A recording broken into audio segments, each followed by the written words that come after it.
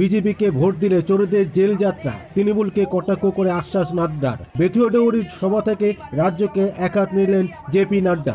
দাবি করলেন প্রধানমন্ত্রীর পাঠানো অর্থ ঠিক খাতে খরচ হচ্ছে না এবং বৃহস্পতিবার সকালে নিউ টাউন হোটেলের সামনে দলের সর্বভারতীয় সভাপতি হিসেবে মেয়াদ বৃদ্ধির উপলক্ষে জেপি নাড্ডাকে সম্বর্ধনা দেওয়া হয় রাজ্য বিজেপি।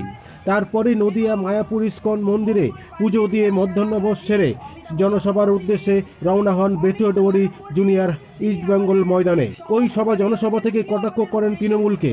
সেখানে একাধিক ইস্যুতে রাজ্যকে নজিরবিহীনভাবে আক্রমণ করেন নাড্ডা। আবাস থেকে শুরু করে কেন্দ্রের সমস্ত দুর্নীতি করেছে বলে দাবি করেন তিনি এবং বলেন কেন্দ্র রাজ্যের টাকা পাঠাচ্ছে আর এখানে ঘোটালা হচ্ছে।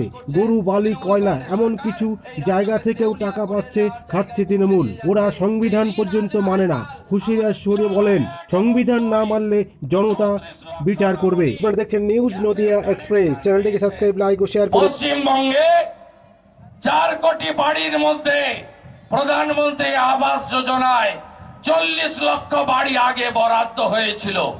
এবারে 11,26,000 বাড়ি আমাদের প্রধানমন্ত্রী দিয়েছেন স্কিম নম্বর 3।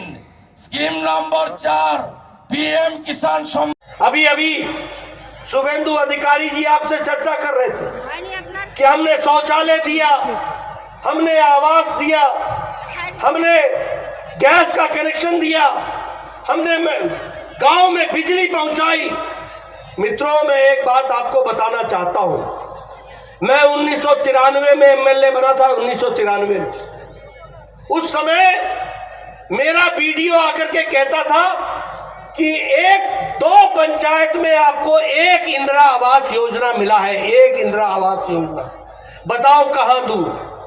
और मैं बोलता था कि अगर 2 पंचायतों में एक घर मिला है इंदिरा आवास का तो तू ही रख ले अपने पास, मैं किसको दूं। और मोदी जी ने लाल किले के प्राचीर से कहा है भ्रष्टाचारियों को छोड़ेंगे नहीं, जेल में डाल करके ही हम चैन लेंगे। ये बात हमने कही है। अभी देखो, अगर शुभेंदु अधिकारी को जज के माध्यम से राहत मिलती है और जज ये कहता है कि शुभेंदु अधिकारी को गलत तंग किया जा रहा है,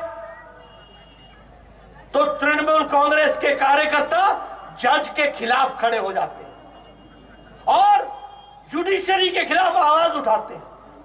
अगर तुम्हारी इंक्वायरी प्रधानमंत्री आवास योजना में हो जाती है तो आप गुस्सा कर जाती हैं और आप बोलती हैं कि हमारे को काम नहीं करने दिया जा रहा है।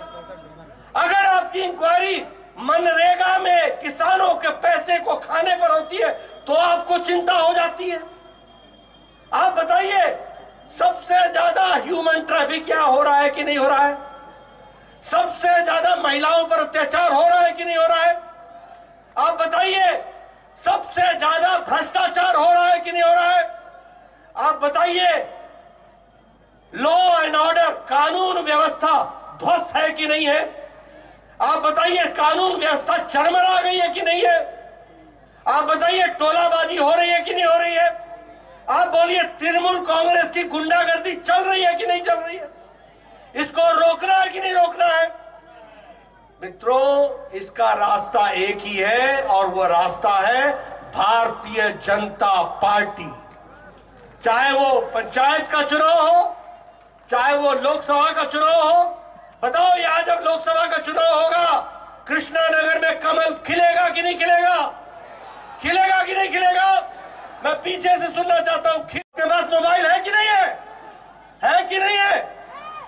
2014 में 92% मोबाइल बाहर से आता था और 2022 में 97% मोबाइल अब भारत में बनता है। भारत दुनिया को देने के लिए तैयार हुआ है। और ये जो एप्पल का मोबाइल है ना, इस पर भी अब लिखा हुआ है मेड इन इंडिया। अब यह भी इंडिया में बनने लगा है। मैं इसलिए आपको बता रहा हूं, दुनिया में हम स्टील मंगवाया करते थे, आज दुनिया को इस्पात देने वाला भारत दूसरे नंबर का देश बन गया है। आज भारत सस्ती और सबसे अच्छी दवाई भारत को ही नहीं दुनिया को देने वाला भारत बन गया है, यह भी हमको ध्यान में रखना चाहिए। आज केमिकल में भारत सबसे आगे निकल गया है। आज डिफेंस में जहां यूपीए की सरकार में, कांग्रेस की सरकार में भ्रष्टाचार होता था, पनडुब्बी खरीदने जाओ तो भ्रष्टाचार, हेलीकॉप्टर खरीदने जाओ तो भ्रष्टाचार, अगर कुछ और खरीदने जाओ तो भ्रष्टाचार। गुस्सा मत किया करो, आप संविधान के तहत काम करो, नियम कानून के साथ चलो, भ्रष्टाचारियों का साथ छोड़ो और ईमानदार तरीके से आप बंगाल की सेवा करो।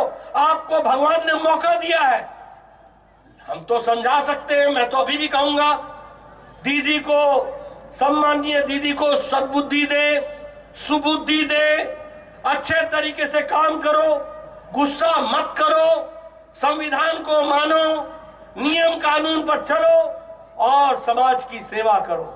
और मैं हमेशा उनको कहता हूं, दीदी ऐतर रहा कोरोना, स्वास्थ्यের জন্য ভালো নয়, शांतिर संगे चिंता करो और संविधान मेरे काज करो, संविधान के साथ संविधान को मान करके काम करो। एक घर मिला है इंदिरा आवास का तो तू ही रख ले अपने पास, मैं किसको दूंगा? यहां 100 बीमार है और 1 अनार है, क्या किया जा सकता है? लेकिन आज मोदी जी के राज में 3 करोड़ 60 लाख प्रधानमंत्री आवास योजना में पक्के मकान बना करके दुनिया को दी गए हैं। ये हमको ध्यान रखना चाहिए। ये बंगाल की हालत क्या बना रखी है दीदी आपने? अभी बता रहे थे, सुकांतो मजूमदार जी बोल रहे थे कि गोरू खा गए, बालूर खा गए, कोयला खा गए, कुछ छोड़ा ही नहीं खाने से, और शौचालय की भी बात कर रहे थे। ये आपके बांग्ला भाषा में ये क्या क्या बोल रहे थे वो भी मैंने सुना। कैसी हालत ला करके खड़ी कर दी है। पैसा भेजे मोदी जी, पैसा भेजे मोदी जी, और यहां तुम घोटाला कर लो, और जब तुम्हारी इंक्वायरी हो तो बोलो कि भारत सरकार मेरी दुश्मन है। चोरी भी करनी और सीना चोरी भी करनी, चोरी भी करोगे और सीना चोरी भी करोगे। अभी अभी सुधेंदु अधिकारी जी कह रहे थे धोरो धोरो, चोर के धोरो, जेल में भरो। मित्रों, कमल के वोट पर निशान लगाओ, धौर भी देंगे, जेल में डाल भी देंगे, याद रखना। ये मैं आपको बताना चाहता हूं।